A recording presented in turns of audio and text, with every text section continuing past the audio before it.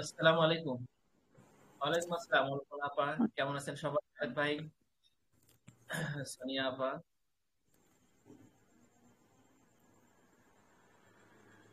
আলহামদুলিল্লাহ ভালো ভাই। অনেকদিন পর আবার আপনাদের সাথে পড়তে বসলাম। তো আমাদের লোক সংখ্যা আরো বাড়বে, কারণ অনেকদিন অনেকে ভালো করে জানে না। যাই হোক, আমরা তাহলে পড়াশোনা শুরু করি। পরিসংখ্যানে আমাদের দুইটা প্রশ্ন বাকি ছিল, আপনাদের কি মনে পড়ে? 7 এবং 8, ছোট্ট একটা অঙ্ক। এই অঙ্কটা, আমার কথা কি ভালোভাবে শোনা যায়? জি ভাই। এই অঙ্কটা অষ্টম ব্যাচে আসছিল আর কি, ঠিক আছে, মানে স্যার বোর্ডে আসছিল। সাউন্ড কম আসতেছে। সাউন্ড কম আসতেছে? জি জি। এবার আসে সাউন্ড? আমি তো বাড়ানো, তারপরেও আমি দেখি কেন কম আসে। এবার কি বেশি আসে দেখেন তো।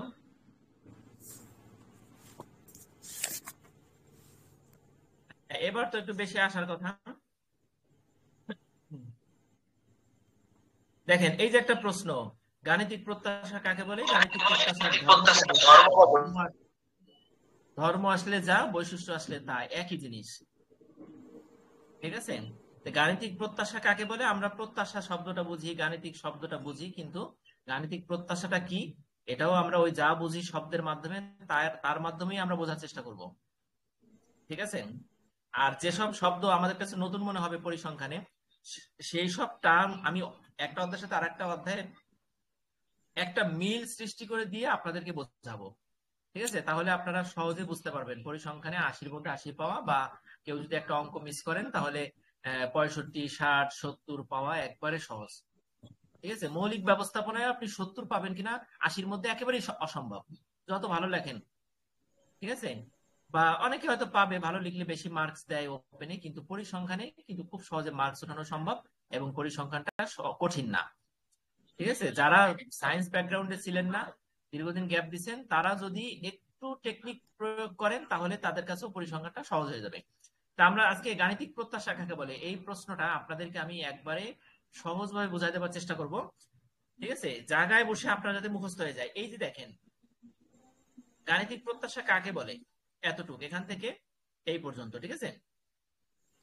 এখন এখান থেকে আপনি কিছু জিনিস বাদ দিতে পারবেন, কিন্তু আপনার কোনো জিনিসই বাদ দিতে হবে না, আপনার কাছে সহজ হয়ে যাবে। আচ্ছা, এবার দেখেন গাণিতিক প্রত্যাশার ধর্ম। বইতে এই যে যে চারটা ধর্ম শেষে আছে, কি লেখা আছে দেখেন তো? উক্ত 7টি ধর্মের পাশাপাশি। এখানে 7টা, 1 থেকে 7 পর্যন্ত 7টা ধর্ম লিখছি। আর লিখছি উক্ত 7টি ধর্মের পাশাপাশি আরো 4টি দিতে পারেন, জানি মূলক। এই 4টি একটু কঠিন, এই জন্য এই 4টিকে আমি পৃথক করে রাখছি। আপনি যদি মুখস্থ করেও দিতে পারেন এই 4টি, তাহলে আপনার 7 আর 4 11, আপনার বেশি হয়ে গেল, ঠিক না? তবে সাধারণত 7টি ধর্ম দিলে যথেষ্ট। ঠিক আছে? এই 7টিও অনেকে দিতে পারবে না, যারা নকল করবে তারা হয়তো হুবহু উঠাই দিবে, তার বাইরে অনেকে 7টাও দিতে পারবে না। এই জন্য এই 7টা দিলে আপনি 8-এর মধ্যে 8 পেয়ে যাবেন, অথবা আপনি 7 পেয়ে যাবেন, 7.5 পেয়ে যাবেন। ঠিক আছে? আর এই বাকি 4টা আপনি বাদ দিতে পারেন। আচ্ছা, এরপরে ছোট্ট একটা অঙ্ক আছে, অঙ্কটা একবারে সহজ, আমরা এইটা এখন প্রথম থেকে পড়ি। দেখেন, এর আগে এই অধ্যায়ে আমরা 4টা ক্লাস নিছি, ওই 4টা ভিডিও দেখে আপনি প্রথম অধ্যায়টা শেষ করে ফেলবেন, নবম এবং দশম ব্যাচের যারা আছেন। ঠিক আছে? ওই 4টা ভিডিও আর আজকে একটা ক্লাস, কয়টা হলো? 5টা। এই 5টা ভিডিওর মাধ্যমে প্রথম অধ্যায় শেষ, এবং প্রথম অধ্যায়ের একটা প্রশ্ন 8 মার্ক আপনার আশা করি কমন পড়বে, অঙ্ক সহ। সরি, বোধহয় কিছু অঙ্ক আছে আমরা করাই নেই, ওই যে ইসের অঙ্ক, ওই অঙ্কগুলো আপনাদের তাহলে পরে করাই। অধ্যায়টা আগে এইগুলো শেষ হোক, ঠিক আছে, তারপর অঙ্কটা ধরি। আচ্ছা, এবার দেখেন গাণিতিক প্রত্যাশা কাকে বলে। ম্যাথমেটিক্যাল এক্সপেকটেশন, গাণিতিক প্রত্যাশা, এক্সপেকটেশন মানে প্রত্যাশা। এখন এই যে দেখেন, এই যে দেখছেন, গাণিতিক প্রত্যাশার প্রতীক হচ্ছে ই দ্বারা বোঝানো হয়। আমরা প্রথম থেকে পড়ি। গাণিতিক প্রত্যাশা হলো একটি গাণিতিক ধারণা যা যে কোনো একটি সূচক বা চলকের গড় মান বা প্রত্যাশিত মান নির্ণয় করে। বুঝতে পারছেন? আমি আমি আপনাদের দেখাই, আপনারা কি স্ক্রিনে নতুন স্যার একটা বইয়ের অঙ্ক পেজটা কত? দেখি? বইয়ের পেজটা কত আছে? আচ্ছা, বইয়ের পেজটা না, এটা হচ্ছে আমি ওয়ার্ড ফাইল ওপেন করছি তো, ও, তারপর পেজটা 14 পৃষ্ঠা, 14 পৃষ্ঠা নোটের ওকে সাথে ওকে ওকে। আচ্ছা, এখানে একটা শব্দ, প্রথমেই আমরা একটা জিনিস বললাম যে চলো। চলো কাকে বলে, বা ভেরিয়েবলটা কি? এটা আপনাদের আগে বুঝতে হবে। সূচক বা চলক, চলক এবং সূচক একই জিনিস, ঠিক আছে? চলক বা সূচক হলো এমন একটা সংখ্যা বা একটা মান। এখন আমরা চলক বোঝাতে সাধারণত এক্স ব্যবহার করি। এখন এক্স কি একটা সংখ্যা? না, কিন্তু এক্স সমান যে কোনো একটা সংখ্যা হতে পারে, 1 2 3, যে কোনো একটা সংখ্যা হতে পারে। কাজেই আমরা এক্স এর যেহেতু একটা মান আমরা অঙ্কের বেলায় ধরি বা কল্পনা করি, কাজেই এক্স ওয়াই এক একটা চলক। বুঝতে পারছেন? এখন এক্স এর মান কত সেটা অঙ্ক করার আগ পর্যন্ত আপনি আমি কি জানতে পারি? পারি না। তার মানে একটা অঙ্ক বা একটা পরীক্ষা নিরীক্ষা করার পরে আপনি দৈবভাবে বা সম্ভাব্য ঘটনার যে ফলাফলটা আপনি বের করবেন সংখ্যার মাধ্যমে বা মানের মাধ্যমে, সেটাই হলো চলক। বুঝতে পারছেন? চলকের কিন্তু মান আগে থেকে জানা থাকে না। আর এই চলকের মানটা নির্ভর করে কিসের উপরে? পরীক্ষার ফলাফলের উপরে। যদি আপনি একটা মুদ্রা নিক্ষেপ করেন, তাহলে হেড যদি উঠে মুদ্রার, তাহলে আপনি হেড আপনার প্রত্যাশা, তাহলে হেড সমান 1। তাহলে টেল উঠলো না, তার মানে টেল কত বলেন? 0। আর যদি মুদ্রা নিক্ষেপে টেল উঠে হেড উঠে নাই, তাহলে টেল হচ্ছে 1 আর হেড কি 0। এই যে যে এক্স সমান যে 1 আর 0, এটাই হচ্ছে এক্স এর মান। আর চলকটা কি? এক্সটা, এক্স যেটার মানটা আমরা এখন পর্যন্ত কি জানি না। বুঝতে পারছেন? তাইলে আমরা এইখানে যে শব্দ দুটো পালাম, সূচক বা চলক বা র্যান্ডম ভেরিয়েবল, এই যে আমি একটু মার্ক করছি দেখেন, এইটুক শব্দ যদি আমরা বুঝি, তাহলে দ্বিতীয় অধ্যায়ের অনেক কিছু আমরা বুঝতে পারবো, কারণ সেখানে সূচক চলক এই কথাগুলো বারবার আসবে। বুঝতে পারছেন? তাহলে আমি প্রথম একটা বাক্য আপনাদের পড়ালাম, সেই বাক্যটা আমি আরেকটু সহজ করে দিই। দেখেন, গাণিতিক প্রত্যাশা হলো একটি গাণিতিক ধারণা বা যা যে কোনো একটি সূচক বা চলকের গড় মান বা প্রত্যাশিত মান নির্ণয় করে। গড় মান মানে হচ্ছে, আপনি গড় বলতে আমরা যা বুঝি অঙ্কে, যে 10 জনের টা যোগ করে 10 দিয়ে ভাগ দিলে গড়, হ্যাঁ, বিষয়টা সেরকমই। বা যে মানটা আপনি প্রত্যাশা করতেছেন, আপনি টেল বা হেড চাচ্ছেন, তাহলে হেড উঠলে 1, টেল উঠলে টেল না উঠলে 0। এটা হচ্ছে চলকের মান, ঠিক আছে? দ্বিতীয় লাইনটা দেখেন, এটি একটি সম্ভাবনা তথ্যের মূল অংশ। আমরা কিন্তু এই প্রথম অধ্যায়টা কিন্তু সম্ভাবনা অধ্যায়ের নাম, আমরা সম্ভাবনা পড়তেছি। সম্ভাবনা তত্ত্বের মূল অংশ। কারণ কালকে বৃষ্টি নামবে কি নামবে না, বৃষ্টি নামলে এক্স এর মান হচ্ছে 1, না নামলে এক্স এর মান 0। তাহলে সম্ভাবনা না, সম্ভাবনা তথ্যের মূল অংশ কি? গাণিতিক প্রত্যাশা। দীর্ঘ সময় ধরে একটি পরীক্ষা চালানোর পর কি ধরনের গড় ফলাফল পাওয়া যাবে তা অনুমান করে। কে অনুমান করে? গাণিতিক প্রত্যাশাটা। ঠিক আছে? আমি একটা স্পেস দিই, দেখেন একটা স্পেস হবে, নোটে বোধহয় স্পেসটা নাই। স্পেসটা নাই কেন? এই যে এইটুক ওই পৃষ্ঠায় আনার জন্য স্পেসটা দিছিলাম না, বুঝছেন? একটা স্পেস দিয়ে আপনাদের এখন আমি বুঝাই। এই যে এখন বলেন তো আমাকে, যারা আছেন, যদি পরিসংখ্যানে ভালো করতে চান, তাহলে রাত 9টা বাজুক আর 10টা বাজুক, একটু যদি আমার ক্লাসটা ভালো লাগে, তাহলে একটু কথা বলতে হবে, ঠিক আছে? অথবা কথা না বললেও যাতে আপনি বুঝে নেন, না বুঝলে কথা বললেন, এতটুক আপনি কি বুঝছেন? এতটুক যদি বুঝে থাকেন, তাহলে এতটুক বারবার পড়বেন এবং আপনি খেয়াল রাখবেন যে গাণিতিক প্রত্যাশা পরীক্ষা আসছে, তাইলে আলামিন ভাইয়ের নোটে অথবা বইতে অথবা যেখান থেকে পড়েন না কেন, 3টা প্যারাগ্রাফ ছিল। প্রথম প্যারাগ্রাফে এই জিনিস লেখা ছিল, দ্বিতীয় প্যারাগ্রাফে এই জিনিস লেখা ছিল, তৃতীয় প্যারাগ্রাফে এই জিনিস লেখা ছিল। এই জিনিসটা যদি, এই আইডিয়াটা যদি আপনার মাথার মধ্যে থাকে, তাহলে আপনি হুবহু যা আছে সব লিখে আসবেন। হয়তো একটা লাইন দুইটা লাইন বাদ যেতে পারে, কিন্তু প্যারাগ্রাফ মিসিং হবে না। তাহলে প্রথম প্যারাগ্রাফটা যদি আপনাদের হয়ে থাকে, এটা সাধারণ কথা বলছি, আর দ্বিতীয় প্যারাগ্রাফটা একটা গল্প প্লাস একটা সহজ একটা ক্যালকুলেশন, মানে গাণিতিক বীজগাণিতিক একটা ফর্মুলা অ্যাপ্লাই করব আমরা, ঠিক আছে? আর তৃতীয় প্যারাগ্রাফে গাণিতিক প্রত্যাশা কাকে বলে সেটার একটা সংজ্ঞা দিব। দুইটাই কিন্তু গাণিতিক প্রত্যাশার একটা আপনার গাণিতিক বাক্য থাকবে দুইটাতেই, আর দুইটাতেই এটাই থাকবে সংজ্ঞা, এটা থাকবে একটা একটা গল্প। তাহলে দ্বিতীয় প্যারাগ্রাফটা আমরা দেখি।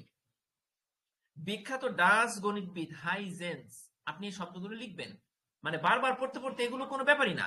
বাজি খেলার উৎস হতে গাণিতিক প্রত্যাশার ধারণা দেন। আচ্ছা, হাইজেন্স বাজি খেলার যে উৎসটা, বাজি খেলে না মানুষ, এই বাজি খেলার উৎস থেকে, ধারণা থেকে উনি গাণিতিক প্রত্যাশার ধারণাটা দেন। উদাহরণস্বরূপ, কোন বাজিকর, ভালো করে শুনেন, কোন বাজিকর কোন বাজিতে এক্স অন টাকা জিতার সম্ভাবনা P1।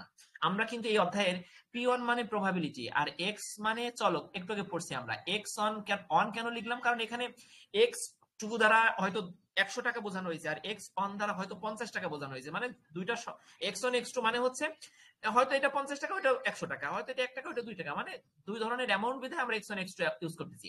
তাহলে এক্স অন টাকা মানে মনে করেন 50 টাকা জেতার সম্ভাবনা আপনার P1, প্রবাবিলিটি 1। আর এক্স টু টাকা হারার সম্ভাবনা, এটা কিন্তু জেতা না, এটা কিন্তু হারা, দুইটাই জেতা দিয়ে দিবেন না।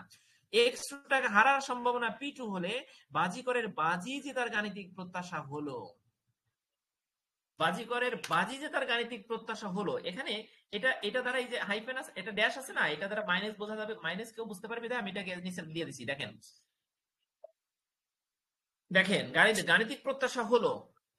এখন এই যে যে ক্যালকুলেশনটা করছে না, এইটা আপনাকে তখনই বোঝাতে পারবো যখন আমরা এই নিচের সংজ্ঞাটা বুঝতে পারবো। ঠিক আছে, আপনি কি এতটুকু বুঝছেন?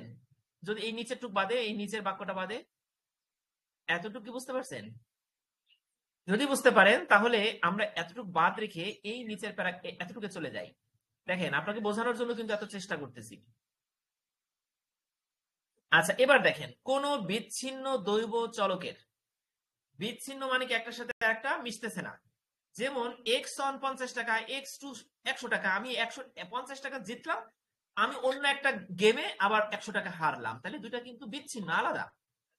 কোন বিচ্ছিন্ন দৈব চলকের প্রত্যেক মান এবং তাদের নিজ নিজ সম্ভাবনা, প্রত্যেক মান এবং তাদের নিজ নিজ সম্ভাবনা। এবার কিন্তু আমি চলে আসি এই দুইটা, এতটুকু পড়ানোর পরে আমি কিন্তু এখানে চলে আসছি। দেখেন এই যে হচ্ছে এক্স অন, একটা বিচ্ছিন্ন দৈব চলক, এইটার তাদের মানটা কত বলেন তো? এটা পাবার, এটা জেতার বা এটা হারা, যাই বলেন না কেন, সেটার সম্ভাবনা কত? P1।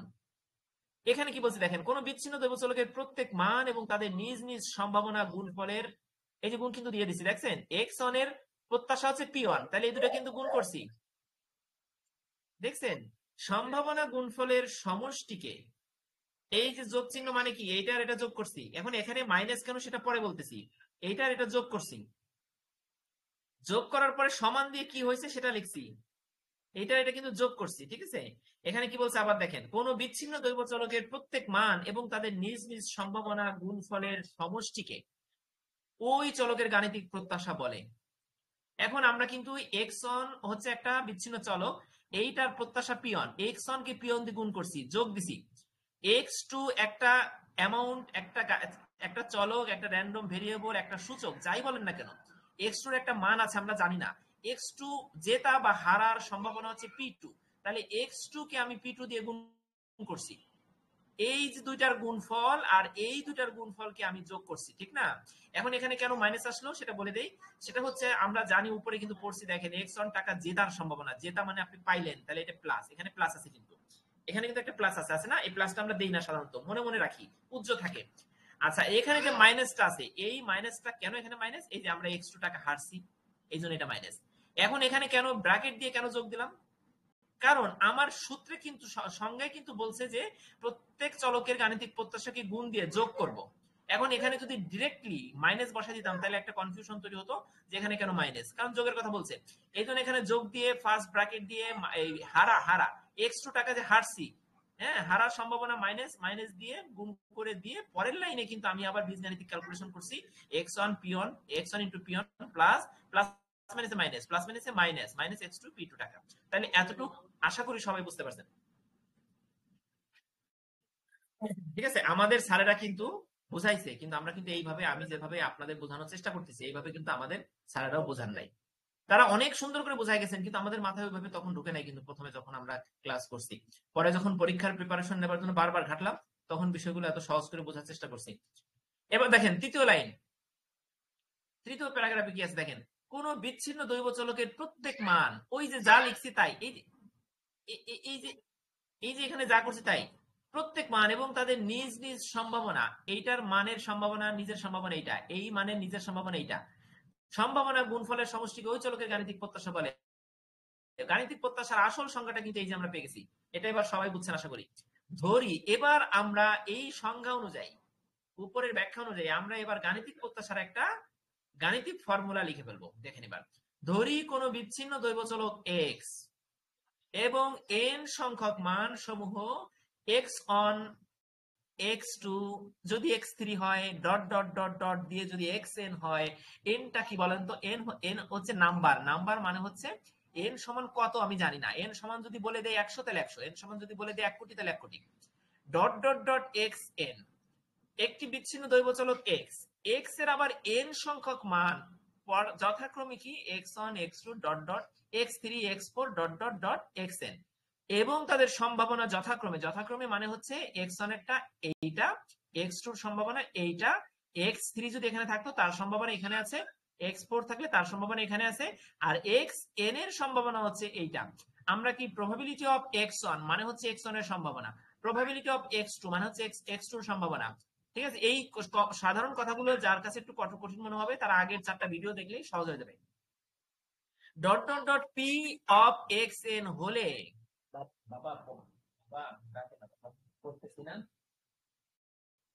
এবার দেখেন এই পর্যন্ত যদি হয়, মানে এই কথাগুলো যদি সঠিক হয়, তাহলে এক্স চলকের গাণিতিক প্রত্যাশা ই of x, expectation of x মানে এক্স এর প্রত্যাশা কি? দেখেন x on into probability of x on, আমরা কিন্তু ওই ফর্মুলা অনুযায়ী করতেছি, এই সংজ্ঞা অনুযায়ী করতেছি, এটা অনুযায়ী করতেছি, যোগ x2 into probability of x2, আমরা জানি এখানে গুণ চিহ্ন আছে, এখানে গুণ চিহ্ন না দিলে, ইন্টু না দিলেও, ডট না দিলেও গুণ আছে, যোগ x3 into probability of x3 plus x4 into probability of x4 dot dot dot dot plus xn into probability of xn। xn হচ্ছে একটা চলককে গুণ দিছি কাকে দিয়ে? ওই চলকেরই প্রবাবিলিটি দিয়ে, সম্ভাবনা দিয়ে। এই যে হচ্ছে তার এই যে এতটুকু এতটুকু এতটুকু, এই দেখেন এতটুককে গুণ দিছি এতটুক দিয়ে। ঠিক আছে, বুঝতে পারছেন?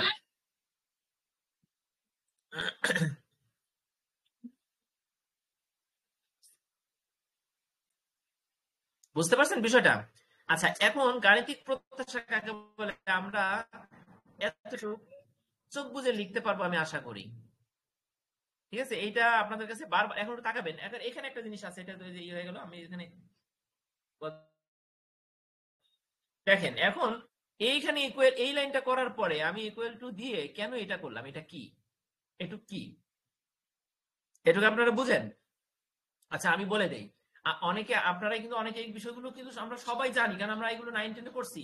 তো তারপরে আমি বলে দেই, যেহেতু এটা ভিডিও রেকর্ড হচ্ছে, ঠিক আছে, সবার জন্য যাতে সহজ হয় এটা আমি একটু বলে দেই, এই চিহ্নগুলো কি এবং কখন এগুলো আসে।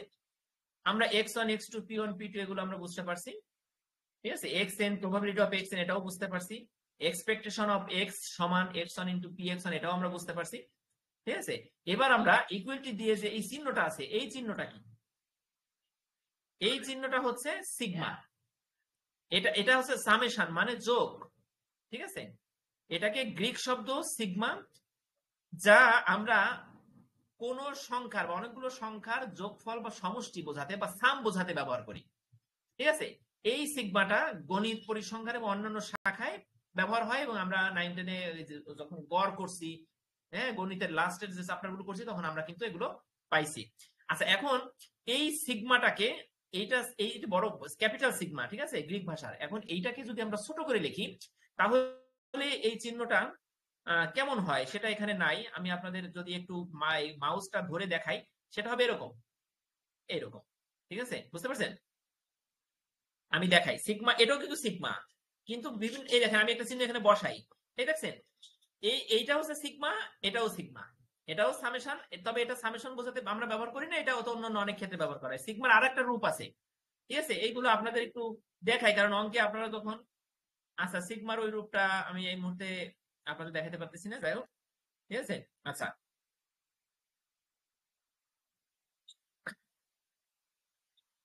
বুঝতে পারছেন? এখন এই যে ছোট্ট করে একটা চিহ্ন আছে, এটা কি? আই। এটা কিন্তু রোমান হরফ অন না, এটা হচ্ছে আই। আই মানে কি? ইন্ডেক্স, সূচি। ঠিক আছে, এখন এই আই দ্বারা কি বোঝায়? এটা গণিত এবং ইঞ্জিনিয়ারিং যারা পড়ছেন তারা কিন্তু এই আই তাদের প্রত্যেকটা অঙ্কে প্রত্যেকটা ফর্মুলায় লাগে। ঠিক আছে, একটা কাল্পনিক সংখ্যা হতে পারে আই, যেটা আপনি কল্পনা করতেছেন, যেটা ধরতেছেন সেই সংখ্যাকে বোঝাচ্ছেন। ঠিক আছে, বা একটা সংখ্যার সূচক সংখ্যা বোঝানোর ক্ষেত্রে এই আইটা আমরা ব্যবহার করি, ইংরেজি ছোট অক্ষরে লেখা হয়। ঠিক আছে, এখন এই যে সামেশনের উপরে কেন এন এবং নিচে কেন আই?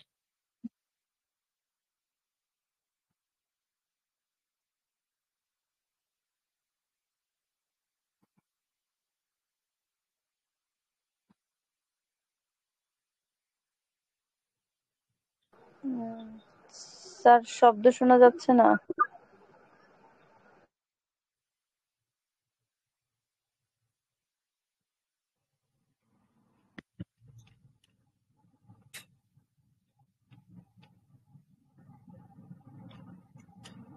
দেখেন এখানে এন সমান হচ্ছে নাম্বার, মানে আপনি সংখ্যা বসাবেন। কোন সংখ্যাগুলো? এন সমান যেগুলো আপনি ধরছিলেন উপরে, অন অন থেকে যদি 3 হয় 3, অন থেকে যদি একবারে ডট ডট ডট এন পর্যন্ত, মানে আপনি জানেন না ইনফিনিটি পর্যন্ত হয়, তাহলে এন সমান তাই। আর আই সমান 1, এখানে আপনি 1 দ্বারা বোঝাবেন যে আপনি শুরুটা করতেছেন কি দিয়ে।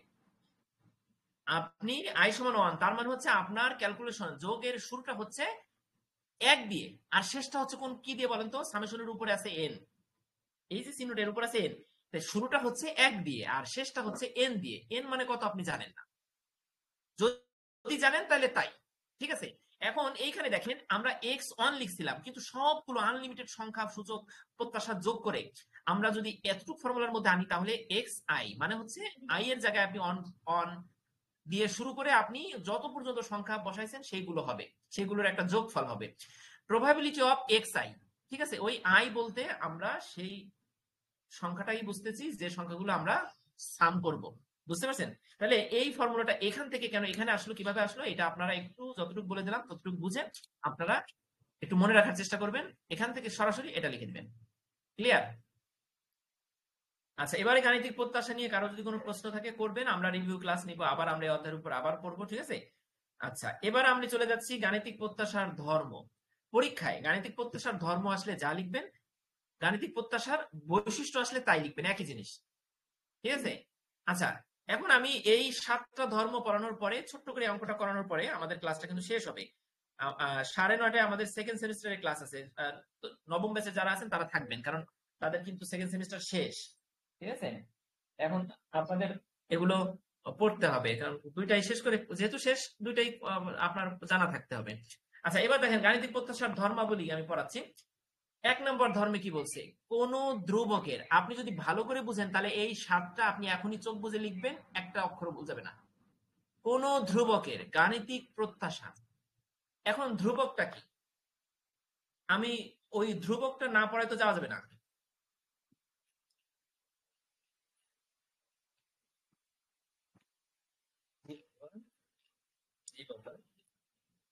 আচ্ছা দেখেন, ধ্রুবক হলো কনস্ট্যান্ট, ইংরেজি। আচ্ছা, এটা এমন একটা সংজ্ঞা, যেমন চন্দ্র সূর্য কিন্তু মানে এক এবং অদ্বিতীয় একটা বস্তু, যেটার কিন্তু কোনো বিকল্প নাই, এরকম একটা জিনিস বা এরকম একটা শুধু তো কোনো সংখ্যা না, যদি আমরা একটা নির্দিষ্ট সংখ্যা ধরি যেটা কখনো গণিতে পরিসংখ্যানে ব্যবহার করবেন কিন্তু চেঞ্জ হবে না, ঠিক আছে। ফিক্সড, অবিকল, নির্দিষ্ট এবং অপরিবর্তনীয়, যদি কোনো পরিবর্তনশীল নয় এরকম কোনো যদি মান আমরা ধরি, তাহলে সেটা হচ্ছে কনস্ট্যান্ট। এই কনস্ট্যান্টকে আমরা কে দ্বারা বোঝানো হয় সাধারণত অঙ্কে এবং পরিসংখ্যানে, ঠিক আছে।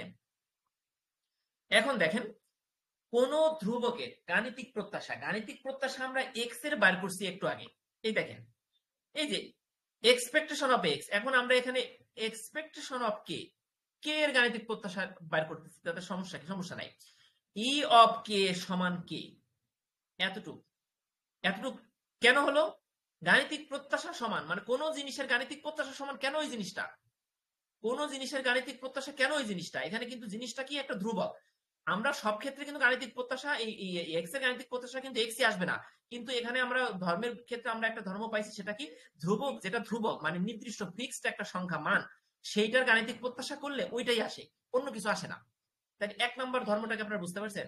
ই কে, ই অফ কে, মানে কে এর গাণিতিক প্রত্যাশা, ধ্রুবকের গাণিতিক প্রত্যাশা সমান কে, মানে ওই ধ্রুবকটাই, এখানে কে সমান ধ্রুবক। 1 নম্বরটা আপনারা আশা করি বুঝতে পারছেন। এবার আমরা 2 নম্বরে যাচ্ছি। দেখেন, কোন চলক এবং ধ্রুবকের গুণফলের গাণিতিক প্রত্যাশা।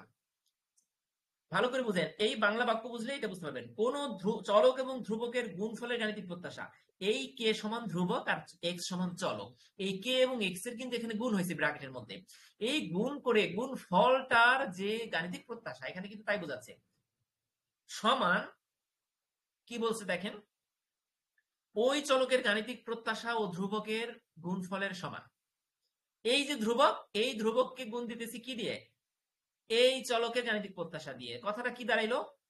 একটা ধ্রুবক এবং চলককে গুণ করে তার গুণফলের গাণিতিক প্রত্যাশা যদি আপনি বের করেন, তাহলে যেটা দাঁড়াচ্ছে, যেটা আমরা পাচ্ছি, সেটা হলো ওই ধ্রুবক আর ওই চলকের আলাদা গাণিতিক প্রত্যাশার গুণফল। মানে ওই চলককে আলাদাভাবে গাণিতিক প্রত্যাশা বের করে ধ্রুবক দিয়ে গুণ করলে যা হয়, চলক আর ধ্রুবকে একসাথে গুণ করে গুণফলকে প্রত্যাশা করলে তাই হয়। 1 এবং 2 বুঝতে পারছেন?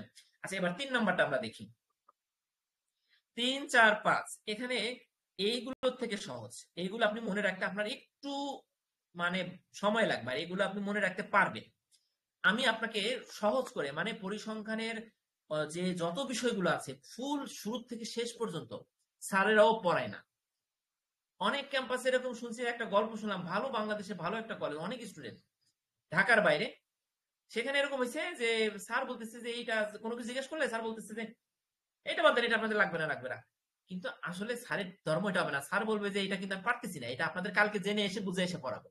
আমাদের মেইন ক্যাম্পাসের স্যাররা কিন্তু এরকম বলে, বিশ্ববিদ্যালয়ের শিক্ষক, কুমিল্লা ইউনিভার্সিটি, ঢাকা ইউনিভার্সিটি, তারা কিন্তু বলে এটা ভালো করে ঘাটাঘাটি করে এটা এসে আপনাদের কালকে পড়াবো, এটা থাক।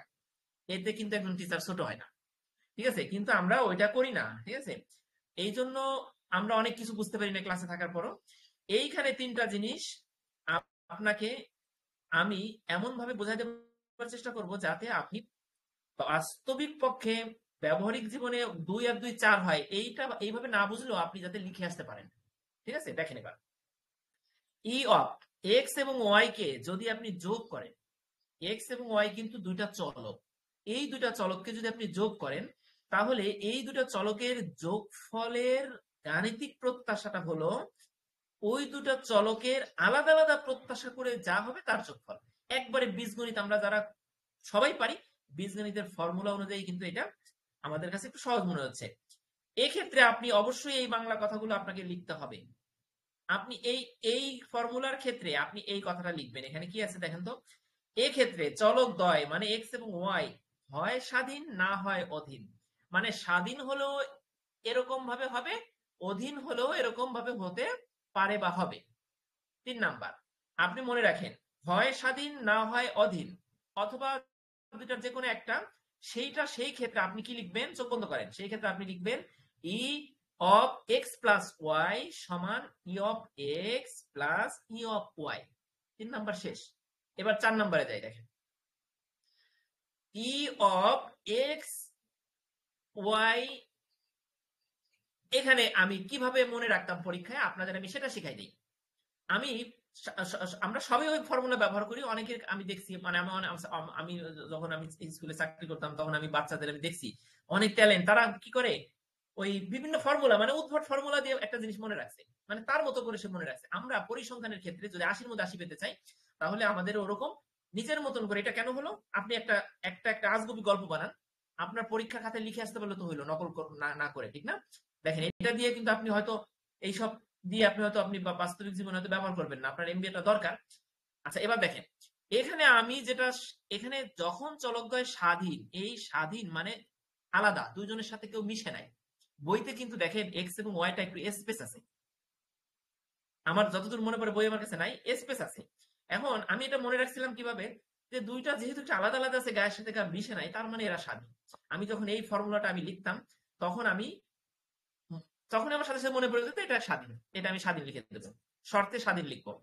এই দুইটা যখন গায়ের সাথে মিশে আছে, তখন এটা লিখবো যে এটা স্বাধীন নয়, একসাথে মিশে আছে। ঠিক আছে, আমার এই কথার সাথে এই বাংলা কথার মিল আছে না? দেখেন এটা গায়ের সাথে গা মিশে আছে, এটা গায়ের সাথে মিশে নাই। আপনি এইভাবে মনে রাখবেন। 4 নম্বরে E of x y space আছে, যখন স্পেস থাকবে তখন আপনি কি করবেন, এটাকে আলাদা করে ঠিক এই যে এটার মতন, এখানে যোগ চিহ্ন নাই, যোগ বাদ দিয়ে আপনি E of x into E of y, যখন চলকদ্বয় স্বাধীন। আমি আশা করি 4 নাম্বারটা আপনার মুখস্থ হয়ে গেছে, বুঝতে পারছেন। এবার 5 নাম্বার দেখেন ই অফ এক্স ওয়াই। এখানে কিন্তু দেখেন এখানে স্পেস নাই, মানে যোগ বিয়োগ তা কিন্তু নাই, স্পেস নাই, তার মানে আমরা কি বুঝতেছি, এখানে বোধহয় গুণ থাকতে পারে, অথবা কেন স্পেস বইতে দেয় না আমি এটা বার করতে পারি না, আপনারা কেউ জানলে আপনারা পারবেন। তবে পরীক্ষার জন্য আমি যে নিয়ম বের করছি আপনি লিখে দিতে পারবেন, 8 পাবেন। ই অফ এক্স ওয়াই, এখানে কিন্তু স্পেস নাই, তার মানে এরা স্বাধীন না। ঠিক আছে, এই ক্ষেত্রে কি ফর্মুলাটা সমানের পরে কি হবে, summation x y, x y এর গুণ করে ওটাকে সাম করবেন, মানে যোগ করবেন, করার পরে স্পেস দিয়ে আপনি কি লিখবেন, P of x comma y. বুঝতে পারছেন? এখানে কমা আছে বইতে। যখন চলকদ্বয় স্বাধীন নয়, এবার বলেন এই দুইটা জিনিস যদি একটু আমি যেভাবে বলছি এভাবে আপনি মনে রাখেন, এইটা মনে রাখলে আর এই দুইটা কিন্তু সহজ, একবারে 2 আর 2 4 হয় সেরকম কথা, এই দুইটা 1 2, তাহলে আপনার 5 পর্যন্ত হয়ে গেল না? 5টা হয়ে গেল বৈশিষ্ট্য অথবা ধর্ম। এখানে ধর্ম লেখা আছে, এটা বৈশিষ্ট্য আসলে এটা লিখবেন। এবার 7 এবং 8, আমি 7 এবং 8টা সরি, এটা 5 6 এটা হচ্ছে 7 না? দেখেন, এই দেখেন 6 এবং 7টা আপনাদের বোঝাই দেয়, সহজ। দেখেন, যদি এক্স একটি ঋণাত্মক চলক হয়, এক্স ঋণাত্মক হইতে পারে না, চলক ধনাত্মক হইতে পারে, ঋণাত্মক হইতে পারে, হইতে পারে। এক্স যদি মাইনাস হয়, মাইনাস হয়েছিল না ভাই? দেখেন কোথায় হয়েছিল বলেন তো? যদি এক্স টু টাকা হারার সম্ভাবনা, টাকা আপনি হেরে যান, তখন তো এটা মাইনাস হবে। আচ্ছা, এখানে যদি মাইনাস হয়, ঋণাত্মক হয়, তবে কি বলছে? যদি এক্স একটি ঋণাত্মক চলক হয়, তাহলে তার প্রত্যাশাটা কেমন হবে? ঋণাত্মক চলক এক্স এর প্রত্যাশার সমান, পুরো প্রত্যাশা বের করে যা পাবেন সেটা পুরোটাই ঋণাত্মক হয়ে যাবে। মানে ই অফ এক্স, আমরা তো মান পাইনি, এক্স সমান তো 2 আমরা জানি না, এই জন্য আমরা প্রত্যাশা ক্যালকুলেশন করে 4 5 6 বা পয়েন্ট কিছু লিখে দিতে পারি নাই, আমরা ওইভাবেই রেখে দিছি। ই অফ এক্স পুরোটাই মাইনাস হয়ে যাবে। যদি এক্স মাইনাস হয় তাহলে প্রত্যাশাটাও মাইনাস হয়ে যাবে। এতটুকু বুঝতে পারছেন? এক্স মাইনাস হলে প্রত্যাশার পুরোটা ধরে মাইনাস হয়ে যাবে। অর্থাৎ যদি আপনি একটি ঋণাত্মক চলক নেন, তবে তার প্রত্যাশাও ঋণাত্মক হয়ে যাবে। আশা করি 6 নম্বর বুঝতে পারছেন। এবার 7 নম্বর দেখেন, এই যে চিহ্নটা আছে, এই যে দুই পাশে দুটো দাগ, এটাকে বলে মডুলাস। মডুলাস শব্দটা অনেক ক্ষেত্রে ব্যবহার করা হয়, তবে আমি পরিসংখ্যান এবং গণিতের ক্ষেত্রে আমরা ব্যবহার করব যে এইটাকে কি বোঝার ক্ষেত্রে মডুলাসটা ব্যবহার করব যে মডুলাসের ভিতরে যা আছে, যোগ থাকুক বিয়োগ থাকুক যা থাকুক, যদি মডুলাসের ভিতরে এরকম থাকে 7 মাইনাস 2, না সরি 2 মাইনাস 7, তার মানে বলেন তো 2 এর থেকে 7 বিয়োগ দিলে কত হয় বিয়োগফল? ক্যালকুলেটর চাপ দিলে আসে -5। তার মানে 2 এর থেকে 7 গেলে -5 আসে, আর 7 এর থেকে 2 গেলে +5 আসে। এখন যদি এখানে থাকতো 2 এর থেকে 2 মাইনাস 7, তাহলে যে -5 আসতো, আমরা কিন্তু এই মডুলাস থাকার কারণে মাইনাস বলতে পারবো না, আমাদের ক্যালকুলেশনে আসবে শুধু 5। মানে ভিতরে প্লাস থাকুক মাইনাস থাকুক, দুই পাশে দুইটা দাগ, মানে মডুলাস থাকলে ওটার মান সবসময় নিরপেক্ষ হয়ে যায়, মানে প্লাস হয়ে যায়, ওটার কোনো নেগেটিভ মান কিছু থাকে না। ঠিক আছে, এখন এখানে less than or equal m দিছে, less than or equal m দিছে। এমটা কি আমি আপনাদের বলতেছি, আমার যে ব্যাখ্যা অংশ আছে পরিসংখ্যানের, আপনারা ওটা যারা নোট নিছেন তারা চেয়ে নেবেন, ওইখানে সবকিছু আমি কিন্তু ঘেটে ঘেটে ঘেটে আমি লিখছি। এখানে এমটা কি আমি আপনাদের একটু দেখে বলি। আচ্ছা, এম হলো একটি চলক এক্স এর একটি সীমাবদ্ধতা। এমটা হচ্ছে এক্স এর একটি সীমাবদ্ধতা, মানে এক্সটা যে ওই যে মডুলাসের মধ্যে ও যে কখনোই নেগেটিভ হবে না। ঠিক আছে, এখানে এমটা ধারা সেটাই একটা বোঝাচ্ছে, যে একটা লিমিটেশন বোঝাচ্ছে। এখানে দেখেন এম এর মানটা হবে এই লেস দেন অর ইকুয়াল, এই চিহ্নটা কি আমরা বুঝি? আমরা এই চিহ্নটা আমি যদি একটু বলে দেই, দেখেন যেদিকে হা করা আছে, বাচ্চাদের এভাবে বোঝাই, যেদিকে হা করা আছে সেদিকটা হচ্ছে বড়, মানে এমটা হচ্ছে মান বড়, আর যেদিকে হা করা নাই সেদিকটা হচ্ছে ছোট।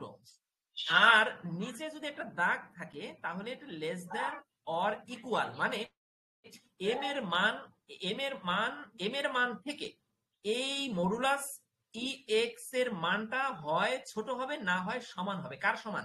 এম এর সমান। এম সমান 2 হলে এটাও 2 হবে, এম সমান 2 হলে এটা কখনোই 3 হবে না, এটুক 3 হবে না, এটুকের মান। ঠিক আছে, কারণ কেন 3 হবে না? কারণ এখানে লেস দেন অর ইকুয়াল আছে, এম এর মান 2 হলে এটা 2 হবে, না হয়তো 2 এর থেকে ছোট হবে। ঠিক আছে, এখানে কি বলছে বাংলায়? গাণিতিক প্রত্যাশার মান কখনোই তার আসল মানের চেয়ে বড় হবে না। এই গাণিতিক প্রত্যাশার মান কখনোই তার আসল মান, এই এমটা হচ্ছে আসল মান, এই আসল মানের থেকে বড় হবে না, হয় সমান হবে নাহলে ছোট হবে।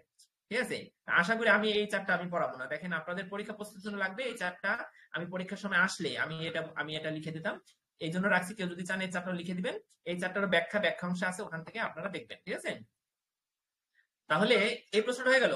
আমাদের কিন্তু আর মাত্র 8 মিনিট আছে, তা আমি আর 2 মিনিটে এই অঙ্কটা করাই দেবো। দেখেন একটু রেস্ট নিয়ে তারপরে আমরা 9:30 থেকে সেকেন্ড সেমিস্টারে পড়াশোনা শুরু করবো। সেকেন্ড সেমিস্টারে সবাই থাকবেন, যারা ভিডিও দেখবেন তারাও থাকবেন, যারা আজকে ভিডিও দেখতেছেন না, যারা সরাসরি আছেন তারাও থাকবেন, কারণ আপনাদের অষ্টম ব্যাচ এবং নবম ব্যাচ সেকেন্ড সেমিস্টার কিন্তু আমরা ধরছি, এটা কিন্তু আমরা শেষ করে ছাড়বো।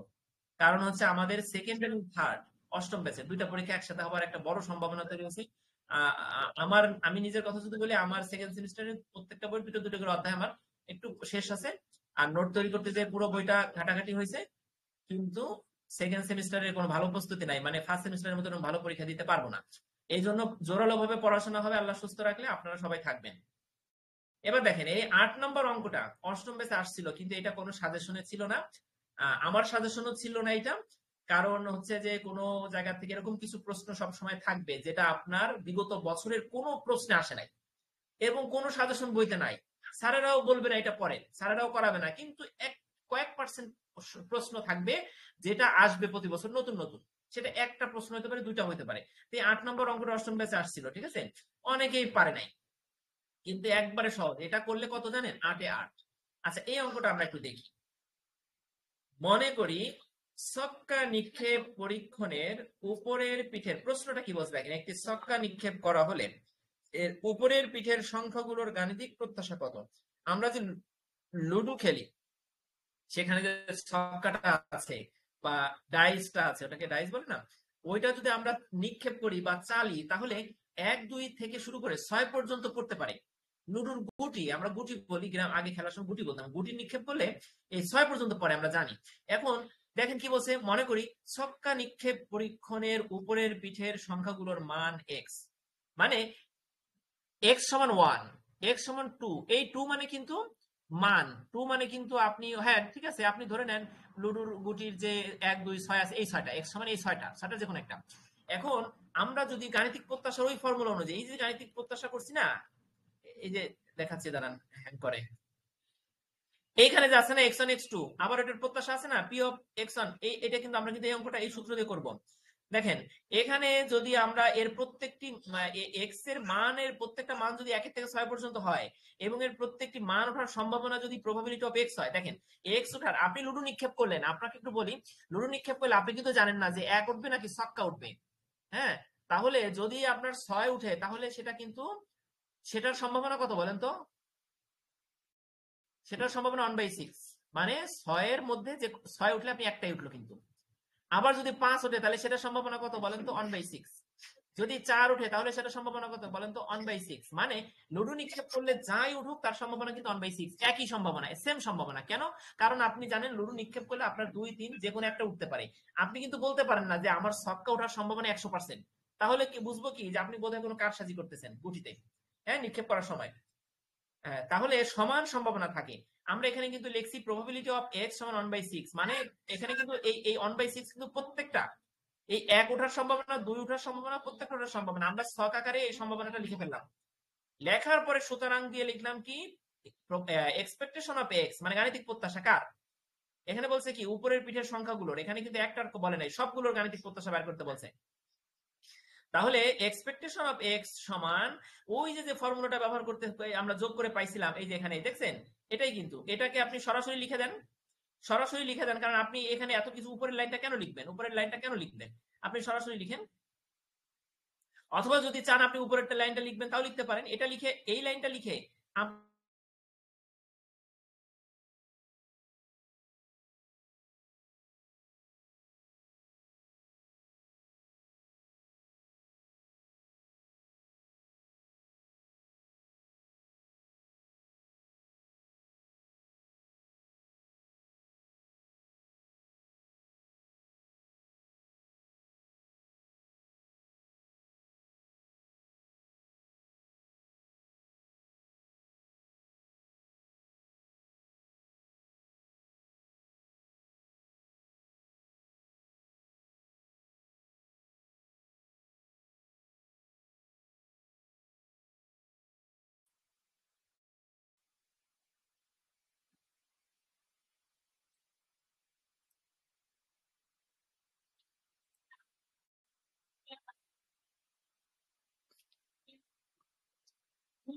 আচ্ছা, আমার কথা শোনা যাচ্ছে না বোধহয়।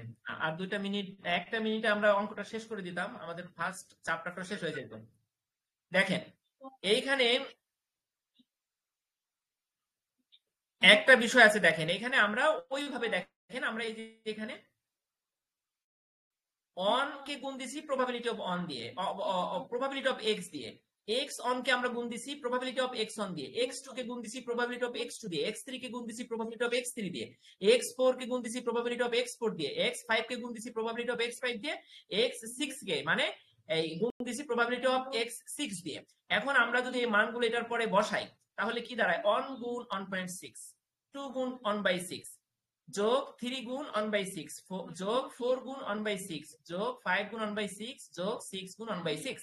এখন আমরা বীজগাণিতিক নিয়ম অনুযায়ী যদি প্রত্যেকটা যোগের অংশ থেকে আমরা যদি গুণের অংশ থেকে আমরা যদি 1/6 কে বের করে আনি তাহলে ব্র্যাকেটের মধ্যে আমাদের কি থাকে 1 থাকে, এখানে থাকে 2, এখানে 3, এখানে 4, এখানে 5, এখানে 6।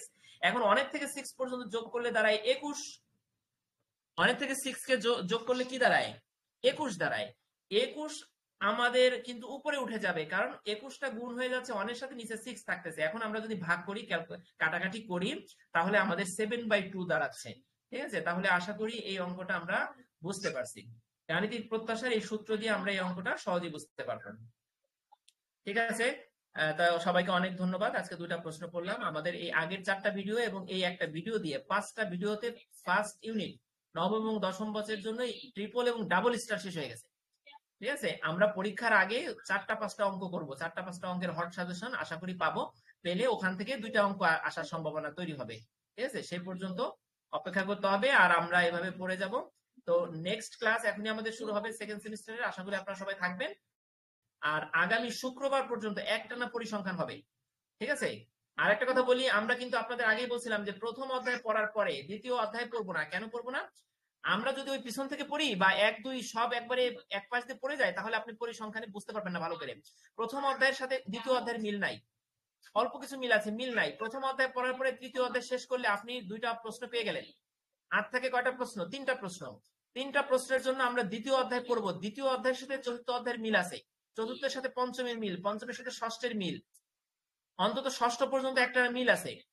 ঠিক আছে, কাজে আমরা এই ধারাবাহিকতা বজায় না রাখলে আপনি দ্বিতীয় অধ্যায় পড়ানোর পরে আমি চতুর্থ অধ্যায়ে চলে যাব, চতুর্থ অধ্যায় ভালো বুঝবেন, চতুর্থ পড়ার পরে পঞ্চমে যাবো, পঞ্চম ভালো বুঝবেন। ঠিক আছে, আর কিছু কিছু জিনিস আছে একটু গল্প দিয়ে বোঝাবো, এবার একটু কিছু কিছু জিনিস আছে একটু মুখস্থ করে ফেলবেন। ঠিক আছে, আপনি পরিসংখ্যানে 80-র মধ্যে 80 পাবেন আশা করি। তো এ পর্যন্তই, সবাইকে আল্লাহ ভালো রাখুক। ঠিক আছে, তাই রেখে দিচ্ছি। আসসালামু আলাইকুম।